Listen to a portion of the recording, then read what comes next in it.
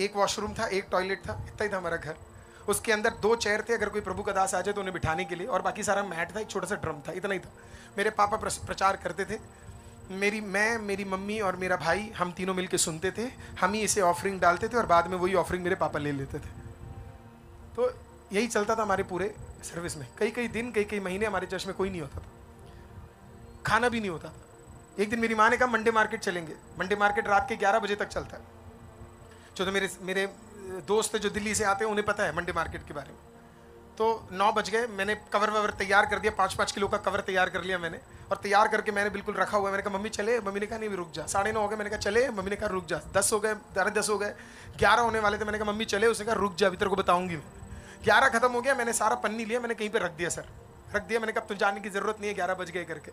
11:30 बजे मेरी माँ कहती है चल अब चलते हैं। मैंने कहा मम्मी क्या बकवास कर रहे हो आप, what are you talking about, है ना, अब तो जाके फायदा ही नहीं है ना, सब कुछ तो खत्म हो गया, अब क्या जाके करेंगे, दुकानें बंद हो गई है। मम्मी ने कहा चल।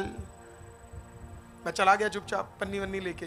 तो नीचे हम चले गए तो देखा सारी दुकानें बंद है, एवरी सिंगल, हर दुकानें जो सब्जी की थी सब बंद है।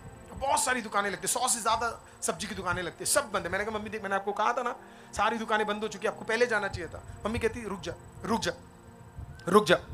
तो कुछ देर आगे गए तो मेरी मम्मी बड़े ध्यान से वो जो दुकान समेट रहे थे, उन्होंने क्या किया, अपने गंदे जो सब्जियां होती है नीचे जमीन पे फेंके होते हैं, क्योंकि हमारे वहाँ की एमसीडी क्या करती है, अगले दिन आके गंदे सब्जियों को ट्रक में ले जाती है फेंकने के लिए। तो मेरी मम्मी गई और मम्मी ने क्या किया, एक आलू लिया, आलू चेक किया, आलू का एक भाग अच्छा है, दूसरा भाग खराब है, पन्नी के अंदर। मेरे को बोला इधर पन्नी के अंदर डाल दिया। मैंने बोला मम्मी क्या कर रहे हो, अभी तो खराब है। बोला डाल। फिर थोड़े आगे गए, टमाटर मिला, थोड़े आगे गए भिंडी मिला, थोड़े आगे गए कॉलीफ्लावर मिला, थोड़े आगे गए बैंगन मिला, थोड़े आगे गए पता नहीं क्या क्या मिले, सारी सब्जियां मिल गई। 2-2 पैकेट मेरे हाथ में फुल भरे 5-5 किलो के, भयंकर लेके घूम रहा हूं मैं। वापस हम आ रहे हैं, रात के तकरीबन 12:30 बज रहे। रस्तों की औरतें है ना वहां पे खा वा के क्या थोड़ा सा चलने के लिए निकलती है।